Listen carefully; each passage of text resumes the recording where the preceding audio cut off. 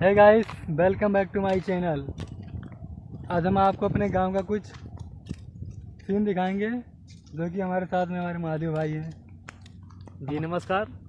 मैं बुधराम भाई का बहुत बड़ा फ़ैन हूँ और इनके साथ में आया हूँ, तो सोच रहा हूँ कि क्यों ना आज हम लोग खेत का दर्शन किया जाए और खेत में जो बाढ़ की पानी आई थी उसका दर्शन कराएंगे आप लोगों को। बड़ा ही अच्छा लगता है, बहुत रोचक चीज़ है ये। आओ चलो देखते हैं।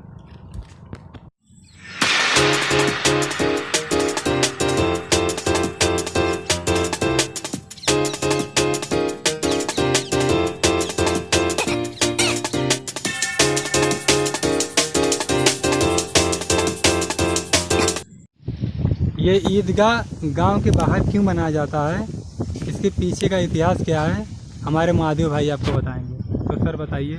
जी नमस्कार, मैं महादेव प्रसाद वर्मा आप लोगों के सामने एक तथ्य रखने जा रहा हूँ जो कुछ इस प्रकार से है। जो मस्जिद होती है वो गांव में बनाई जाती है, ईदगाह जो होता है गांव के बाहर बनता है। ऐसा क्यों होता है ये हमारे इतिहास के पन्नों में दर्ज है, जो कि आज तक हम लोग नहीं जानते थे, उसे आज हम लोग विस्तार से जानेंगे। मस्जिद और ईदगाह दोनों एक दूसरे के भाई बहन थे और ईदगाह जो थी वो एक मुस्लिम समुदाय से संबंध रखती थी। उसके बाद में क्या हुआ कि ईदगाह धीरे धीरे करके बड़ी हुई और फिर वह एक हिंदू युवा से प्रेम करने लगी।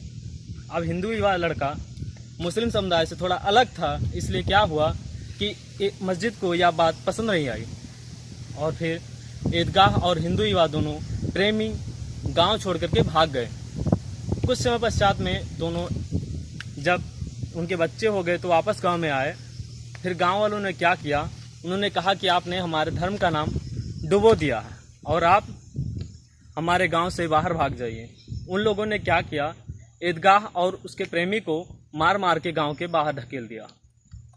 फिर जब ईदगाह की मृत्यु हो गई तो गांव वाले बहुत पछताए और उन्होंने एक निर्णय किया कि आज से हम लोग ईदगाह को एक स्वरूप दे देंगे, जो कि एक आकृति दिया गया, एक भवन का आकृति दिया गया, जहां पर पूरे वर्ष में 2 बार उर्स लगता है। यानी कि पहला जो ईद मनाया जाता है वो साधारण ईद रहता है, दूसरा बकरीद होता है। बकरीद में बकरियों को काट करके आपस में बांटा जाता है प्रसाद के रूप में, और दोनों मुस्लिम लोग आपस में गले मिल करके एक दूसरे को बधाई देते हैं। उसी के साथ में इस बात के लिए भी शोक मनाते हैं कि वो हमारी बहन थी और वो गांव से बाहर हो गई और मस्जिद अब गांव में रहता है और उसी कारण से ईदगाह गांव के बाहर रहता है, जबकि मस्जिद में मुसलमान भाई लोग आकर के नमाज पढ़ते हैं और वहाँ पर मिलते हैं एक दूसरे से।